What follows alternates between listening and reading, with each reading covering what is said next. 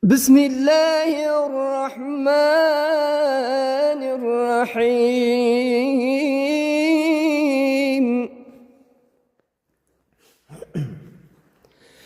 إن الله وملائكته يصلون على النبي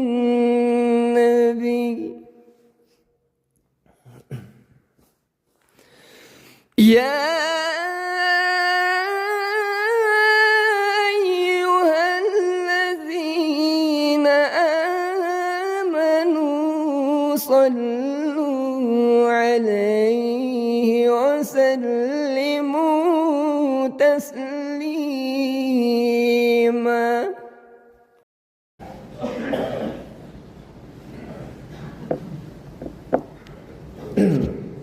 بسم الله الرحمن الرحيم الحمد لله الصلاة والسلام على رسول الله سيدنا محمد ونبينا خاتم الأنبياء والمرسلين وعلى آله وأصحابه أجمعين أما بعد السلام عليكم hurmatli muhtaram jamoat muslimin.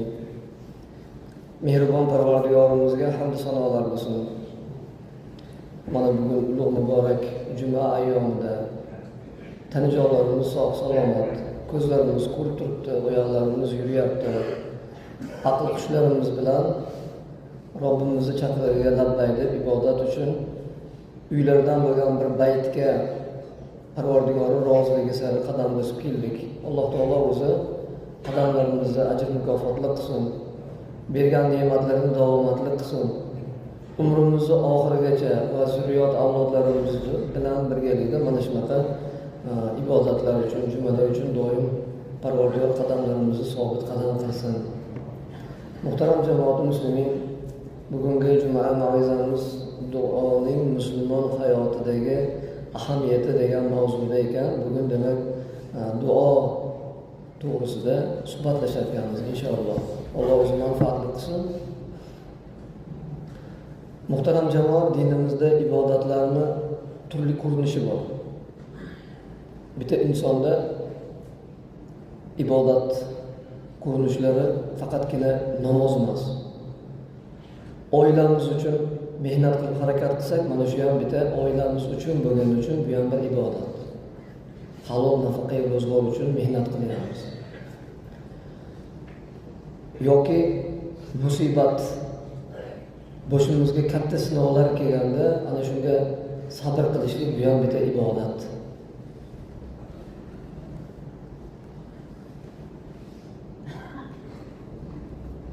Hayotimizda qiladigan Parvardigorning buyruqlarini bajarishimiz har turdagi ibodat va qaytarilgan narsalardan qaytishimiz ham ibodat.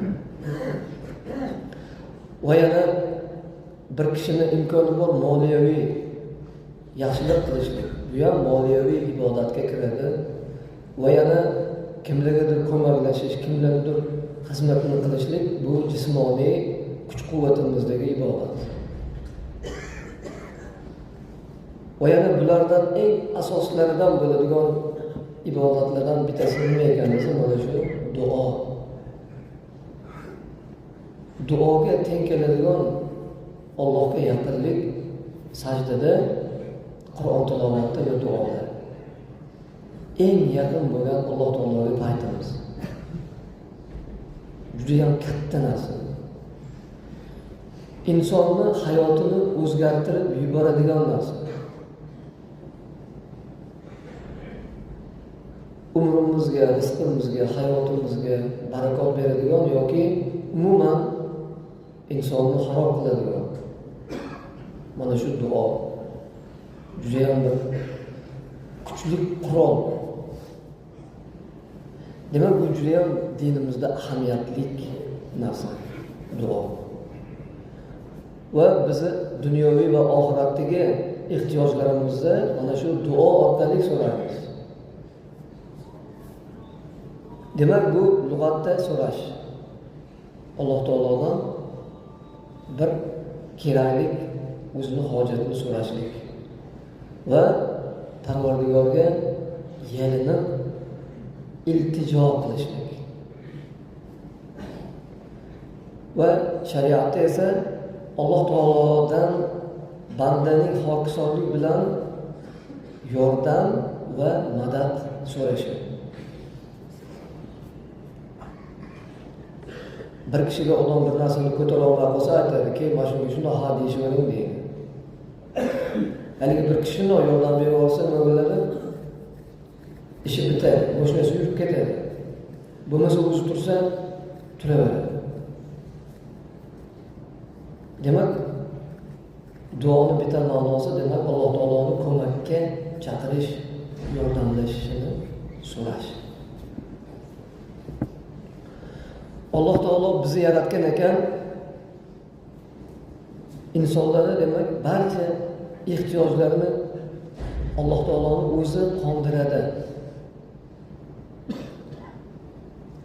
Parvardigor bizga jon to'mirimizdan yaqin. Jon tomir qayerda bo'ladi? Jon tomir mana shu bo'yinimizdagi tomirimiz. Orta deydimi? Shu ikki tarafda bo'ladi. Ana shu jon tomir. Alloh taolo mana shu jon tomirimizdan yaqin bizga. Va Qur'oni Karimda Parvardigor aytayapti: "Istaizu billah va idza sa'alaka ibadi anni fa inni qarib ujibu da'wata da'i idza da'an." Sizlardan ey Muhammad alayhisalom, bandalarim meni haqimda so'rashsa ayting. Men ularga juda ham yaqinman. Men yaqinman bandalarimga. Menga iltijo qiluvchilarning duolarini ijobat qilaman. Ushbu oyat karimda mu'minlar uchun juda ham katta bashorat bor. U ham bo'lsa, demak, duo qiluvchilarning iltijosini, so'rashlarini ato etishga berilgan Parvardigorimizni bu ilohiy va'dasi. Va duo qilish demak bu mu'min uchun fazilat ekan. Payg'ambar sollallohu alayhi vasallam hadislarda aytadilar: "Inna du'a huwa al-ibada." Summa qara'a: "Ud'uni astajib lakum." Imom Buxoriy rivoyatlari. Albatta duo bu ibodatdir. Namozda qanday qalbimizni Alloh taologa yaqinlikka hozirlasak, jismimizni, turishimizni, ruhiyatimizni ibodat qilishlikka hozirlasak, duoda ham ana shunday o'zimizni nima qilishimiz kerak ekan?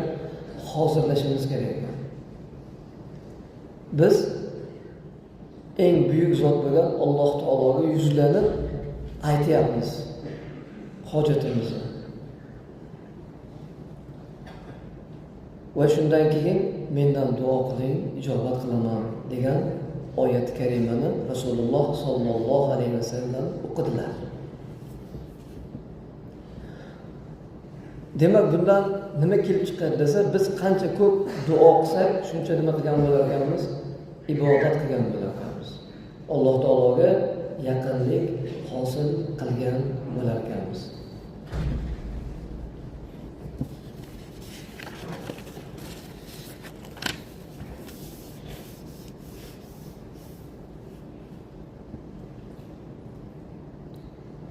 Yana bir hadis sharifda Imom Buxoriy rivoyat qilgan hadisda kelyapti. Qaysi bir musulmon gunoh yoki qarindoshlar aloqasini uzishdan boshqa narsani so'rab duo qiladigan bo'lsa, Alloh taolo unga 3 narsadan birini albatta beradi. Yo duosini shu dunyoda tezda ijobat qiladi, yoki uni oxiratga zaxira qilib qo'yadi, yoki mana shu duo miqdorida undan biror bir yomonlikni qaytaradi.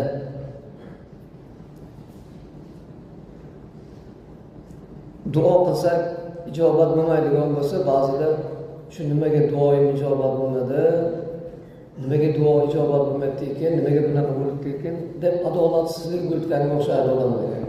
Nimaga bundoq bo'lmadi, nimaga bunaqa bo'lmadi, men duo qildim. Demak, duoni ham ijobat bo'lishi demak bu ham bir Xudoni marhamati bilan, Xudoni izni bilan ekan. Va duo qilingandan keyin 3 xil toifaga bo'linar ekan. Bu toifadan bittasi duosi ijobat bo'ladi. Ikkinchisi duosini Parvardigor oxiratiga savob ajr qilib, mukofot qilib olib qo'yar ekan. Va uchinchisi unga dunyoda keladigan nimadir bir yomonlik bo'lsa, o'sha narsadan, o'sha duosini hurmatidan nima bo'lar ekan? Alloh taolo saqlar ekan. Demak, duo mo'minning nimasi ekan? Qo'rg'oni bo'lar ekan. Duo bizning qo'rg'onimiz. Sahobalar agar bir tuğmalar uzilib ketadigan bo'lsa ham, bir joylari xiyol yirtilib qoladigan bo'lsa ham, darrov duo qilishar ekan. Qarang, o'zlari shuni tikib o'lsa bo'ladi, o'zlari nima qilib tug'ilib ketsa bo'ladi-yu, ey Parvardigor, menga shunaqa musibat yetdi, Alloh taolo o'zing saqlagin, tavba qildim deb darrov istig'for aytib duo qilishar. Kichkina narsalarga. Demak, bizni bundan nima keladi desa, har bitta ishimizda duoga muhtojligimiz. Musulmon odam ertalab turgandan boshlab kuni kech yotgungacha nimada bo'ladi? Yurish turishimiz, hamma narsamiz duoda bo'ladi. Ertalab turib ko'zimizni ochishimiz bilan nima deymiz? Alhamdulillah. Ha? Ba'da ahyana va mamatina. O'lganimizdan keyin bizga tiriklik bergan zotga hamd bo'lsin. Allohga shukr. Mana sog'man, o'lib qolmay, yana o'ylandim. Demak, uxlagandan keyin yer yuzida qancha odamlar nima qilmaydi? Turmaydi. Bugungi kunni ko'rish juda ham katta baxt. Bugungi quyoshni ko'rish juda ham katta baxt. Bugungi rejamizni amalga oshirish bu juda ham katta baxt. Va turganimizdan keyin Allohga hamd aytib, shukrlar aytib, undan keyin kimlardir o'zining vazifasi bor. O'sha vazifalarni qilib, tahorat qilib, bomdod namozini o'qib, undan keyin yana quyosh chiqqandan keyin bir muddat dam oladiganlar bor, bo'lmasa ishi bilan ishiga ketadiganlar bor. Va quyosh chiqqandan keyin yana 2 rakat nafil namoz o'qiydiganlar bor.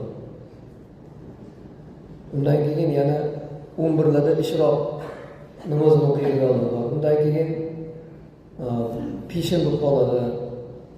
Va ko'chaga chiqishdan boshlab duo boshlanadi.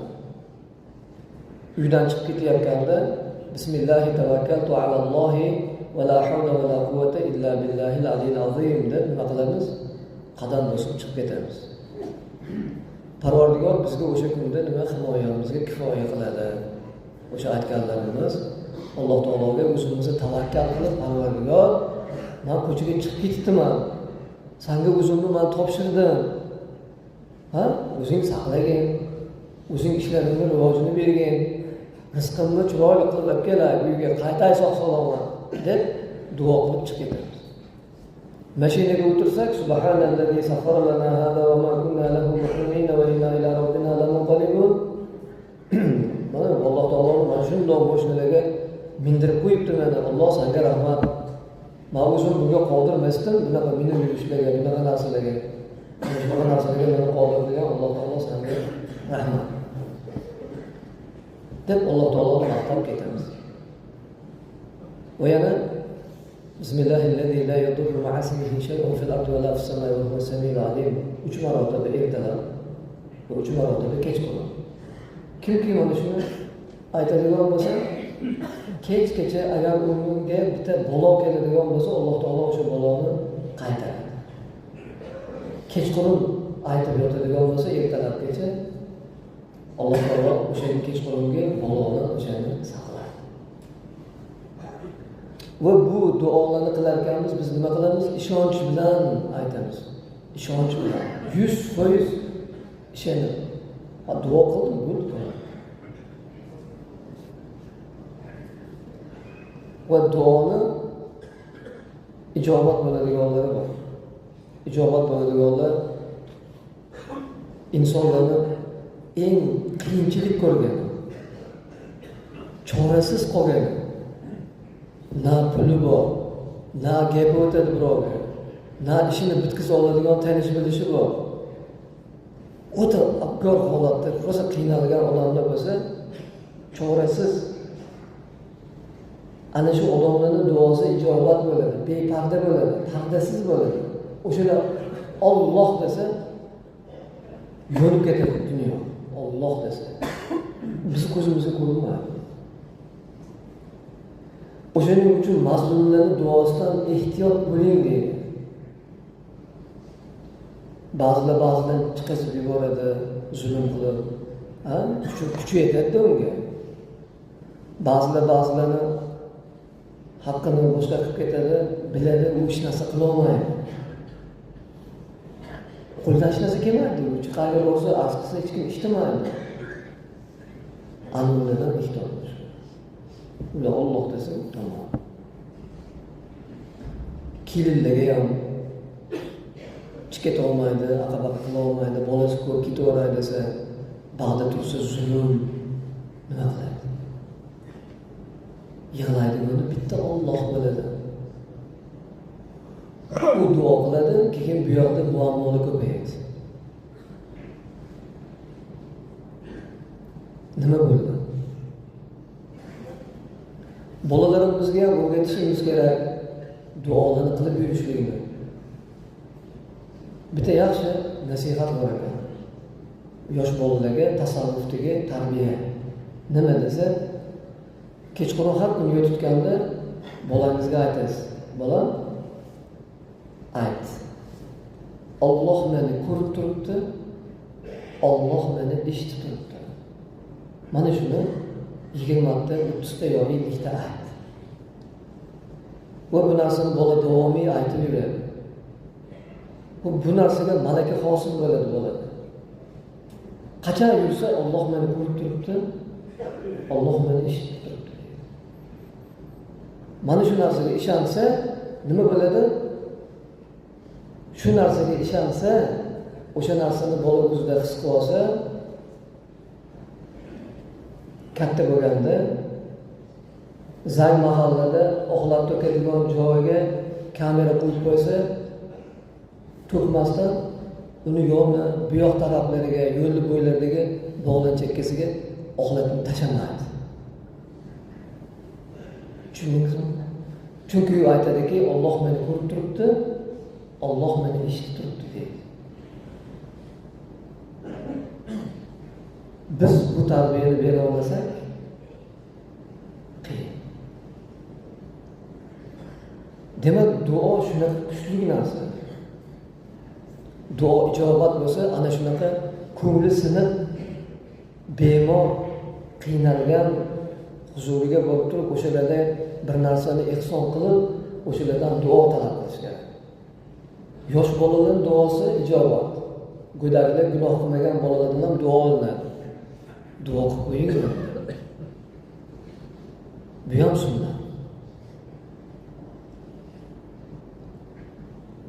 Mazlum, zulm ko'rgan odam, uni ham duosi ijobat va ota-onani bolasini haqqiga qilgan duosi ijobat bo'ladi. O'shaning uchun aytiladi, voy bolani qarg'amang. Bolaga qarg'a bo'lmaydi. Yer yutgur, xarob bugur, xudo bugur deb bo'lmaydi bolani. Qancha xafa qilsa ham, boshqa qilsa ham qarg'amaydi. Chunki siz bolangiz, duoyingiz ijobat. Siz duo qilib qo'yasiz, jahlingiz chiqqanda, u bola bechara bir umr qiynaladi.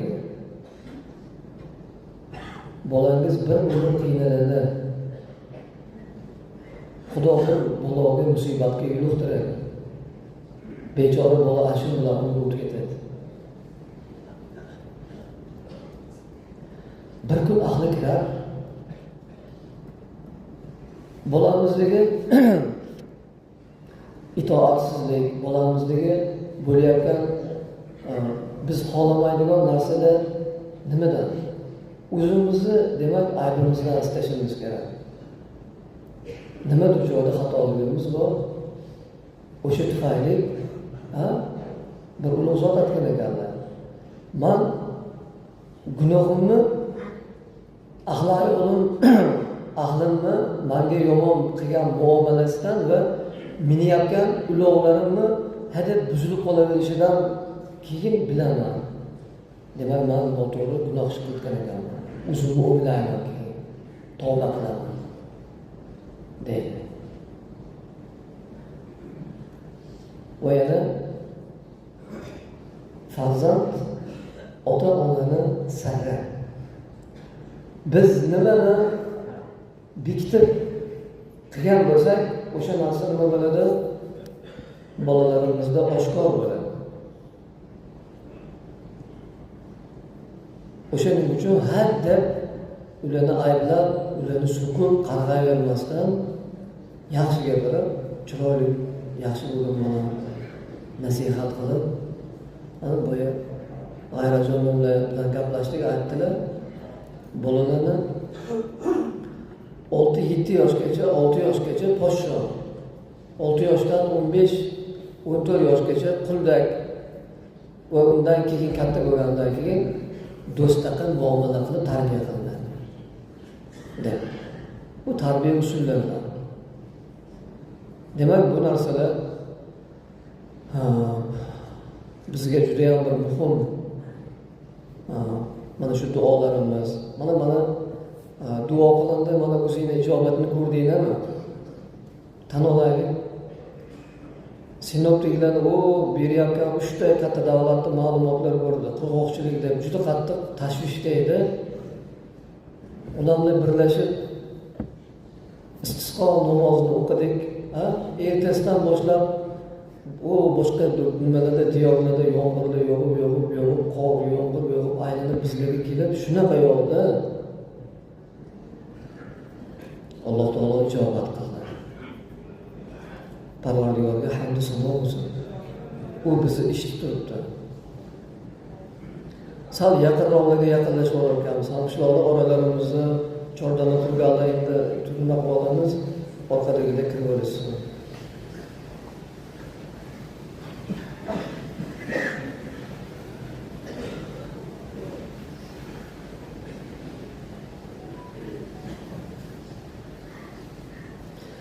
Muhtaram janob, bizni mana shu diyorlarimizni barakotli bo'lishi, bizni diyorlarimizni mana shu manzil qishloqlarimizni obodligi, Xudoning bir barakotini yog'dirayotganligini ko'p sabablari xalqimizni duosi, xalqimizni ehsongirligi, bir-biriga mehr oqibati, qilayotgan yaxshilik amallarining ko'pligidan inshaalloh. Bu narsalar o'zidan o'zi bo'lmaydi. Qancha joylarga taqqoslasa bo'ladi. Holatni ko'rsangiz, juda ham namunalik, barakotli manzildamiz. Buni faqat bitta ehtimoliy qo'rqadigan joyi bor. Parvardigor buni shukrini ado qilib olaylik. Shukrini ado qilingan ne'mat davomatlik bo'ladi. O'shaning uchun mana shu eng katta bizni vazifamiz shukr. Bergan ne'matiga shukr nima deb bo'linadi desa, Alloh taologa shukr, alhamdulillah, farzandlarimizni tarbiyalash, o'qitish, bir-birimizga mehr-oqibat, bemorlarimizni ko'rish, yaxshilik qilish, maktabgadir, masjidgadir, qayda bo'lsa ham xayrot yaxshiliklarni qilish, hammasida ana shu shukr zohir bo'ladi. Bir-birimizga chiroyli muomala qilishimiz ham, bir-birimizni yaxshi gapirishimiz. Bizda yo'qolib ketyapti. Bir-biriga tabassum bilan chiroyli gapirishlar, bir-biriga mehribon bo'lish, bir-birini ko'nglini olish. Mana shu narsalarimiz ko'payishi kerak. bolalarimizga yaxshi muomala qilish, chiroyli nasihat qilish. Qarang, 26-maktabda butun ota-onalar yig'ildida chiroyli tadbir bo'ldi. Muhammadxon aka, Nuroniylar biz gaplashildi. Bir pasda o'sha joyda butun ota-onalarni nimani tashabbuslari bilan juda ham katta ish qilindi 26da. Bu narsa xudo xohlasa 27da ham boshqa maktablarda ham bo'ladi. Bu qilinayotgan ishlarning hammasi odamlarimizni yaxshiligidan. Bir og'iz bir joyda bitta muammo paydo bo'lsa, o'shani aytilsa, darrov Bag'da aytmasingizdan turib, aldi o'zim masalani hal qiladi. Shunaqa odamlar bizda bor. O'shaning uchun Alloh taolo barakot beradi, yaxshilik beradi. O'shaning uchun qiyinchiliklarimizga yechim beradi. Shuning uchun ustimizdan qor, yomg'ir yog'diradi. Mevalarimiz barakotli bo'ladi. Xalqimiz boy bo'ladi. Farzandlarimiz aqlli bo'lsin, ilmli bo'lsin. Hamma joylarimiz chiroyli bo'lsin. Bundan ham odamlarimiz bu sharoitlar emas, bundan ham yaxshisiga loyiq Xudo xolasa. Mana o'tgan juma qancha ehsonlarni qilishdi, yana juda ham xursand bo'ladigan ishlarimiz ko'p. Mana limonlarni qancha mehnat bilan xalqqa qancha xizmat qilgan. Bularni ko'rilyapti. Qishlog'imizda qancha joylar ochildi, qancha tadbirkor aka-ukalarimiz juda ham chiroyli joylarni ochib xalqimizga xizmat qilishyapti. Bular ham Alloh bizga bergan ne'matlari, rahmat. Shukr qilishimiz kerak, xursand bo'lishimiz kerak. Havas qilamiz, haqlarga duo qilamiz. Alloh bundan ham ziyoda qilsin. Muhtaram jamoat, mana shu hamma narsada duo. Bizlarda ko'p duo qiladigan, ayniqsa bizning o'lkalardagi duo qiladigan juda ham kam. Qayerda bo'lsa, kim bo'lsa, qarasangiz to'ydami, azadami, suhbatdami, yig'ilishdami, qayerda bo'lsa ham qo'lini duo bo'yicha bir-birining haqqiga xayrli duo qiladi. Mana shu bizning eng katta baxtimiz, yutug'imiz shu. Shuning uchun yurtimizning tinchligini qarang. Yurtboshimizga qilingan duo, yurtimizga qilingan duo bo'ladi. Nimaga desa, mana shu bitta oilani qanaqa qiynalyapmiz boshqarish uchun. Bitta viloyat emas. Butun O'zbekiston tasavvur qiling. Kamchiligi ham bor, yutuqlari ham bor va borgan sari ko'p narsalarni nima qilinyapti, yaxshilanyapti. Bular uchun Allohga hamd, sano, shukrlar aytishimiz kerak. Tinchligimizga ko'z tegmasin. Yurtimiz doim mana shunaqa bir rizqi keng mo'l bo'lsin. Odamlarimiz shunaqa bir-biriga mehr-oqibatli bo'lsin. Farzandlarimiz bizdan ham ko'ra chiroyli, yaxshiliklarga guvoh bo'lsin. Bizdan ham ko'ra yaxshi kunlarni ko'rsin. O'qimishli bo'lsin, ilmli bo'lsin. Alloh taolo o'zi duolarimizni ijobat qilsin. Alloh biz qo'ygan qadamlarimizga ajr hasanatlar bersin. Muhtaram jamoat,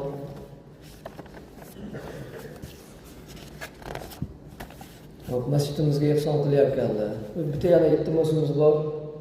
Muhtaram jamoat, 2026-yil obunamiz juda ham pasayib ketibdi. Shuning uchun iltimos qilamiz. Yil oxirlamasdan turib, puli bor odamlar bo'lsa, ozroq bo'lsa ham mayli, keyin berib ketaverasizlar. Lekin kirib 50 ming qancha bo'lsa ham hidoyat o'sha jurnaldagi yozilib o'sha narsani o'ylayina mayli olib ketib o'qiyina ham. Bo'lmasa o'ylaydigan bersangiz o'xshaydi. Yomon narsa emas, hammasi yaxshi narsalar.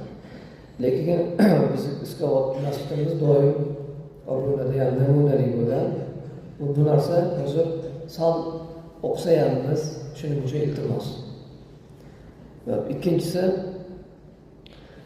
masjidimizda yil oxirlayapti. Tushumlarimizni chiroyli qilib, yilimizni bekitib olishimiz kerak. Shuning uchun iltimos qilamiz, ozgina ehsonlarni qo'llab yuborasizlar, imkoniyati borlar. Imkoniyati yo'q emas. Imkoniyati borlar, qo'llab yuborsanglar, yilimizni qasd-quvurisiz chiroyli yurib olsak, bizni yutug'imiz bo'ladi. Alloh taolo rozi bo'lsin. Sevitlarimiz, gazlarimizga yordam berayotgan xalq qishloqlarimiz, tadbirkor aka-ukalarimiz bor. Xususan o'sha gaz zapravkaligi, pastdagi, tepadagi gaz zapravkaligilar, do'konda ishlaydiganlar yoki o'zi shundoq yurgan xalq qishloqlarimiz ham ko'plar bor. Yordam berib, masjidda doim qo'ldan xabar o'tkazishibdi. Alloh taolo ulardan rozi bo'lsin. Haqlariga doim duo qilamiz. Va sizlarni ham qo'llovinglarga doim muhtoj bo'lamiz, chunki bu joy siz azizlarni sa'y-harakatingiz bilan inshaalloh. Farzandlarning mushkullarini oson bo'lishini so'rab duo so'rabdilar. 45 ming, Qur'on xatm qilishib 20 ming, ota-onalarga duo so'rab 20 ming, 50 ming, bemor tog'alarga duo shifo so'rab duo qilishini so'rashibdi 50 ming, o'tgan ota-onalarga duo so'rab 10 ming, safardagi farzandlariga duo so'rab 20 ming, farzandlariga imtihonga borar ekanda 20 ming, farzandlariga duo so'rab 20 ming, o'tgan oilalarga duo so'rab 10 ming, bemor ayollarga shifo so'rab 100 ming, bemor otalarga shifo so'rab 100 ming, safarda yurgan akalarga duo so'rab 20 ming, bir mo'min